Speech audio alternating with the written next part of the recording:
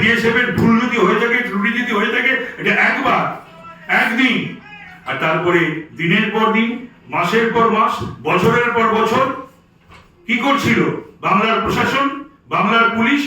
তাদের ration card, তাদের আধার card, তাদের ভোটার কার্ড, তাদের থাকার ব্যবস্থা, তাদের খাওয়ার ব্যবস্থা, এবং শুধু তাই নয়, এরা এদের লাইভলিহুডের জন্য আমাদের যে ললেসনেস, আইন শৃঙ্খলার যে অবনতি, এটাও কিন্তু এদেরই জন্য। তার কারণ এরা চুরি, ডাকাতি, খুন, রাহাজানি, রেপ, এসবগুলোর সঙ্গে ওরা যুক্ত।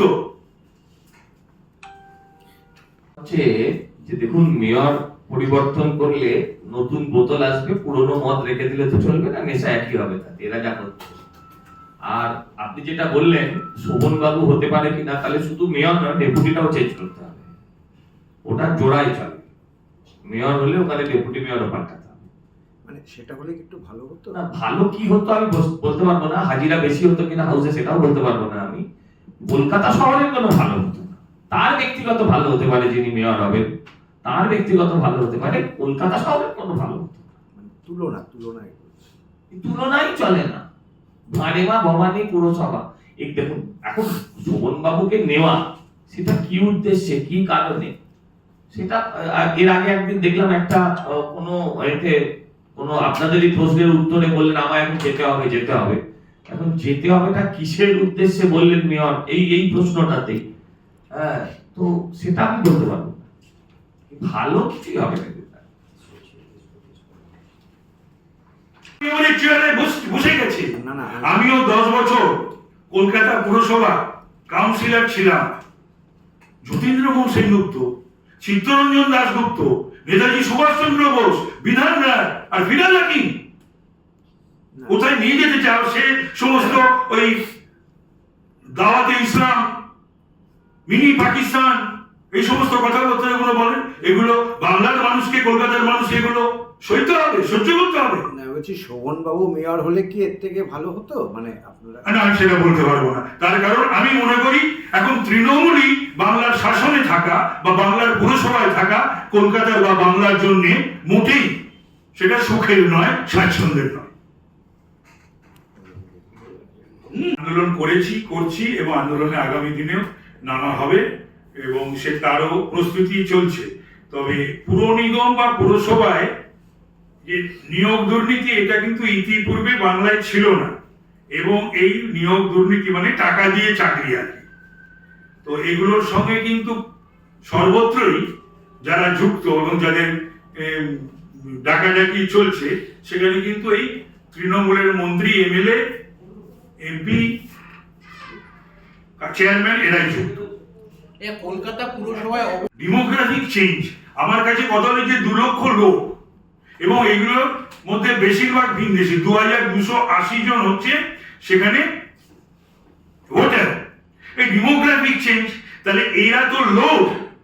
আমার দেশে 140 কোটি মানুষ, আমার বাংলায় 10 কোটি প্লাস, সেখানে এরা এনক্রোচ করছে আমার হেলথ, আমার ইকোনমি, আমার থাকার জায়গা 135টা সেখানে অবৈধ নির্মাণ, এবং ভোটার কার্ড, স্বাস্থ্য পরিষেবা, আরো যেগুলো রয়েছে, যেগুলো রাজ্য সরকারের, সেগুলো তারা গ্রহণ করছে। তার মানে কি? তার মানে এটা আমাদের করের টাকা, তাদের পরিষেবা দেওয়া হবে কেন, যারা ভারতীয় নয়, এবং হাজারে হাজারে লাখে লাখে তো পালাবার জন্য সমস্ত জড়ো হয়েছে বিভিন্ন বর্ডারে। লিমিটেশন করে 16টা করে হাওড়ার সঙ্গে যুক্ত করা হলো। যখন এটা যুক্ত করা হলো তখন 16টার মধ্যে 16টাই ভোট লুট করে টিএমসি জিতলো। সারা দিন কেউ ভোট দিতে পারলো না, চারদিক থেকে গুন্ডা নিয়ে 16টা জিতলো। সেটাকে হাওড়ার সঙ্গে যুক্ত করলো। বালির 80 কোটি টাকা ফান্ড ছিল, সেটা হাওড়া নিয়ে নিল। বালির লোককে হাওড়ায় ট্রান্সফার করলো, হাওড়া লোককে বলছি ওটা ওই বিষয়টার তথ্য দিয়ে বলছি। এবার যে হাওড়াতে যুক্ত করলো 2015 সালে, উন্নত নাগরিক পরিষেবা তো দূর, ট্যাক্স হয়ে গেল কর্পোরেশনের মতন, আর পরিষেবার নামে জিরো। বালির মানুষ বিদ্রোহ করলো। 2021-এ যখন বিধানসভা নির্বাচন হয়, তখন ফিরহাদ হাকিমকে ঘিরে নিল বালির টিএমসি নেতারা। তারা ঘিরে বলছে যে আমরা তো এর থেকে ভালো ছিল যখন মিউনিসিপ্যালিটিতে ছিলাম, হাওড়া মিউনিসিপাল কর্পোরেশনে দিয়ে তো এরকম আপনি ব্যবস্থা করে দিয়েছেন যে আমরা কিছুতেই কিছু পাচ্ছি না। তখন ফিরহাদ হাকিম বলেছিলেন যে আপনারা বিধানসভা নির্বাচন জেতান, আমি আবার বালিকে মিউনিসিপ্যালিটি করে দেব। উনি নিজের কথা রেখেছেন। 2021 নির্বাচন জেতার পর হাওড়া অ্যামেন্ডমেন্ট বিল এসছে বিধানসভায়, সেই বিল বিধানসভায় পাস হয়েছে, কিন্তু ওই বিলের মধ্যে এত ত্রুটি ছিল আর পুরো বিলটাই বেআইনি ভাবে ছিল বলে গভর্নর ওটাকে রিফিউজ করেছে। কলেক্টর তারা কর্পোরেশনের কাছে পায়, তাদের কোনো ওয়ার্ক অর্ডার নেই, কাজ হয়ে গেছে, রাস্তা আবার ভেঙে গেছে, নতুন করে কাজ হবে, কে হিসাব নেবে, কে পেমেন্ট করবে কিছুই বোঝা যায় না।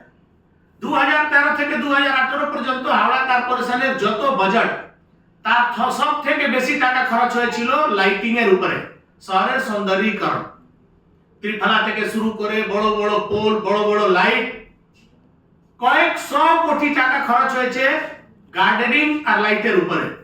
আজকে আপনি হাওড়ার যে কোনো রাস্তায় ঘুরে যান, আপনি আর কোনো ত্রিফলা লাইট পাবেন না, কোনো ডেকোরেটিভ লাইট পাবেন না, না কোনো গার্ডেন পাবেন না, রাস্তার ফুটপাথের উপরে যা যত রিনোভেশন করে মানে সৌন্দর্যীকরণ করেছিল কিছু পাবেন না।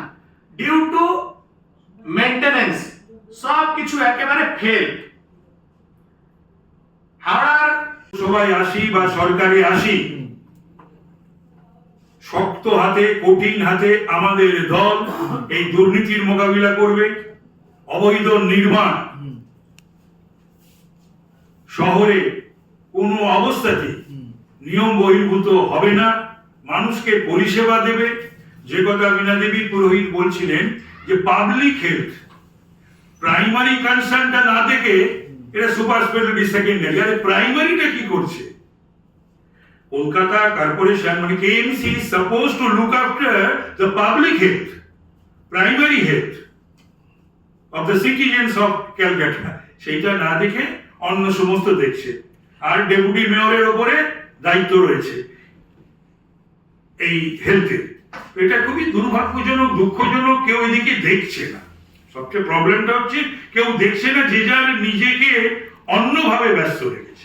এই অবৈধ নির্মাণগুলো কি ভাঙা পড়বে?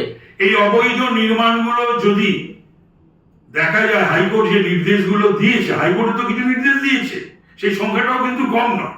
সুতরাং সেইগুলো আবার টক টু মেয়রে ফিরহাদ বলেছেন যে আমরা এতগুলো বাড়ি ভাঙবো বা ভেঙেছি ইত্যাদি, সেগুলো সমস্ত হচ্ছে বুজরুকি, অসত্য ভাষণ। এবং এগুলো মানুষকে এই সাময়িক রিলিফ দেওয়ার জন্য এটা মমতা ব্যানার্জিও করে থাকেন, আর তার মন্ত্রিসভার সদস্য, মেয়র বা চেয়ারম্যানরা এই কাজগুলো করে থাকেন বা করছেন।